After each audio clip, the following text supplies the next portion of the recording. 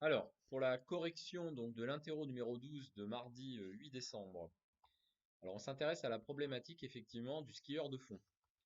Donc on imagine un skieur de fond qui est sur une piste horizontale, en ligne droite, à vitesse constante. Il est en train de glisser sans bouger ses jambes. Par contre, on verra qu'il a le droit de bouger ses bras. L'écoulement donc d'eau liquide qui va se former entre les skis et la neige, la fine pellicule de 6 micromètres d'épaisseur, donc c'est vraiment très fin, c'est même imperceptible à l'œil nu. Cette couche d'eau liquide donc, qui va se former sous les skis, et c'est elle qui permet d'expliquer pourquoi le déplacement du skieur est favorisé, pourquoi ça glisse bien, hein. C'est comme pour le patin à glace sur une patinoire.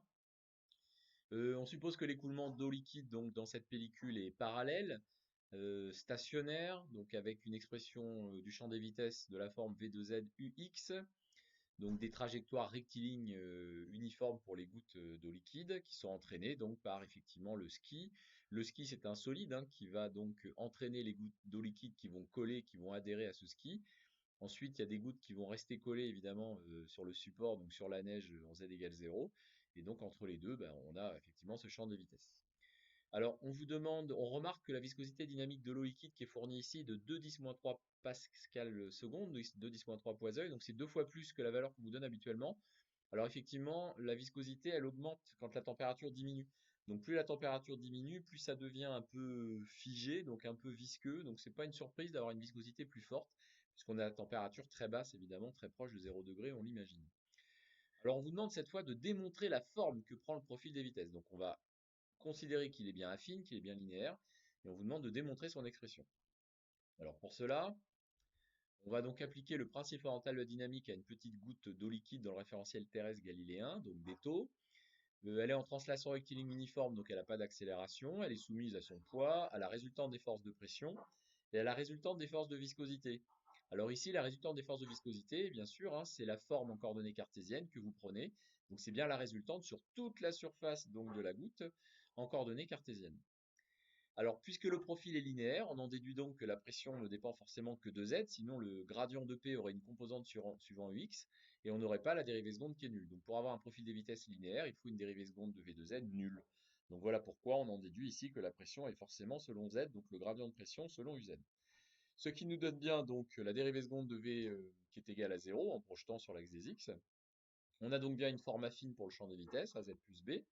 Les conditions limites, on a en z égale 0 par adhérence une vitesse nulle, en z égale e par adhérence la vitesse vs du ski et donc du skieur. On en déduit donc v de z égale vsz sur e.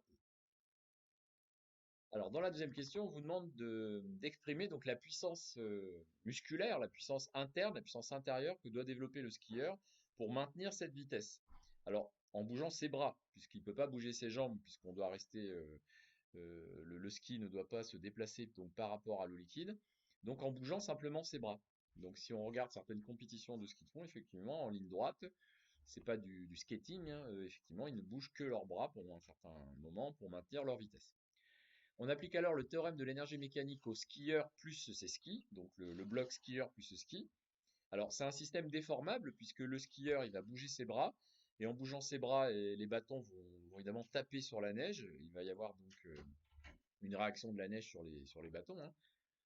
Donc la dérivée par rapport au temps de l'énergie mécanique de ce skieur, elle est nulle, puisqu'il est en translation rectiligne uniforme, pas de variation d'altitude, pas de variation de vitesse. La puissance des actions extérieures non conservatives, ça va être la puissance des actions de viscosité exercées par l'eau liquide sur les skis. Il y aurait effectivement la puissance de traînée exercée par l'air sur le skieur, qui est certainement pas négligeable à cette vitesse, mais ici on n'a aucun moyen de la prendre en compte, donc on va la négliger. La puissance de son poids, pardon, dans l'énergie mécanique, le poids est déjà pris en compte. La réaction normale de l'eau liquide sur les skis, il n'y a pas de puissance. Et on considère que, même si c'est pas précisé, que les chocs, les rebonds donc des bâtons de ski sur la neige sont élastiques, donc il n'y a pas de consommation, il n'y a pas de puissance aussi à ce niveau-là. Donc la puissance des forces de viscosité exercées par l'eau liquide sur les skis, plus la puissance musculaire interne du skieur en se déformant, c'est donc égal à 0. Pour évaluer la puissance des forces de viscosité, il faut évaluer la force de viscosité exercée par l'eau liquide sur les skis, donc scalaire, la vitesse évidemment des skis, donc du skieur. La petite force de viscosité exercée par l'eau sur les skis par l'intermédiaire d'un petit élément de surface ds, ce sera donc moins état d de vz sur dz dsux, moins parce que c'est la force exercée par le fluide qui est en dessous sur l'élément de surface qui est au-dessus.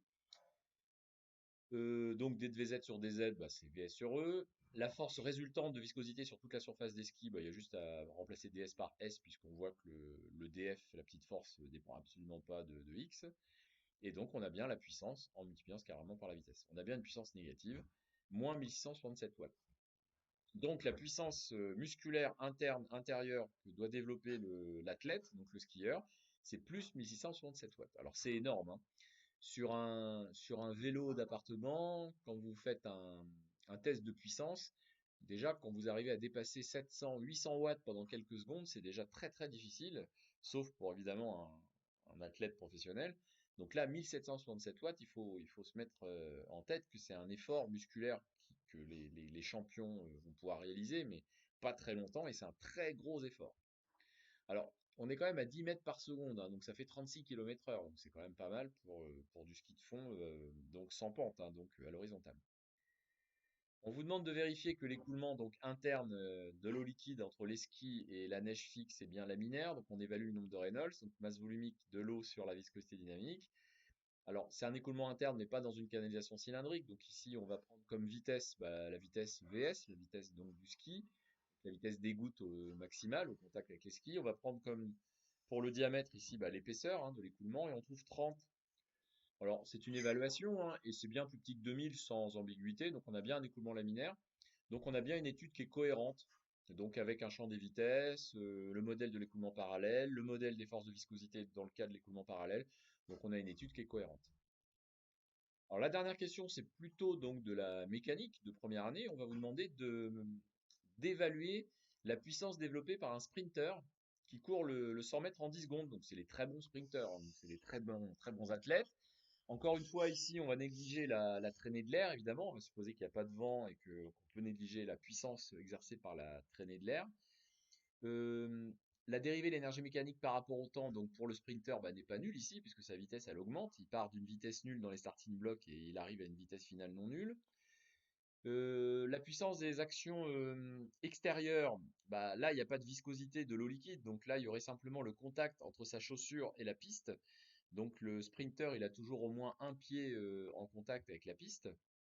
Et ce contact, on considère qu'il se fait avec un rebond élastique. Donc avec conservation de l'énergie, donc sans dissipation d'énergie, donc pas de puissance. Donc pas de puissance au niveau du contact entre le pied et la piste. Donc il nous reste uniquement bah, la puissance interne. Donc encore une fois, la puissance musculaire développée par le sprinter en se déformant et donc en frappant avec ses pieds bien sûr la piste et grâce au rebond en augmentant sa vitesse. L'énergie mécanique, c'est un demi de mv carré puisqu'il est en translation rectiligne. On en déduit donc la puissance musculaire interne du sprinter, mv dv sur dt. Alors, un petit peu de cinématique. On modélise ici ce sprint avec une accélération constante. Alors, je vous cache pas que c'est pas tout à fait vrai en réalité, mais c'est ce qu'essaient de réaliser bien sûr les sprinters au mieux. Donc, on aura la vitesse v de t qui sera égale à l'accélération fois t. À t égale 0, la vitesse est nulle. Le déplacement x à t carré sur 2, à t égale 0, x égale 0. Et puisqu'on vous dit que x égale 100 mètres à t égale 10 secondes, ben, on aura donc une accélération de 2 mètres seconde moins 2. Donc accélération qu'on considère constante pendant tout le sprint. Donc la puissance musculaire interne développée par le sprinter, c'est ma carré fois t. On a donc bien une puissance nulle 0 watts à t égale 0, puisque voilà, il n'y a pas de vitesse, et une puissance finale de 3200 watts, donc à tf égale 10 secondes. Donc à la fin du sprint, il développe 3200 watts. Alors, si on fait une moyenne au sens mathématique, donc 1 sur tf intégrale de 0 à tf de la puissance dt, donc de ma carré t dt, on aura ma carré tf sur 2, donc 1600 watts. On a donc une puissance moyenne de 1600 watts. Donc en moyenne, il développe 1600 watts pendant les 10 secondes de sprint, mais en réalité, ça va de 0 à 3200 watts. Donc la puissance moyenne, elle est similaire à la puissance développée par le skieur de fond. Donc on pourra considérer que sur une dizaine de secondes, puisque le skieur de fond, c'est que pendant une dizaine de secondes qu'il va pouvoir maintenir sa vitesse, évidemment, sur une dizaine de secondes, on a à peu près le même effort physique. Alors, sauf que le sprinter, évidemment, il va gagner beaucoup plus d'argent que le skieur de fond, parce que les skieurs de fond, souvent, ce sont des amateurs, je pense aux biathlètes par exemple, alors que l'effort physique, comme vous pouvez le voir, pour certains ne s'y attendaient pas, mais il est équivalent au sprinter. Voilà, ce sera tout pour cet interro.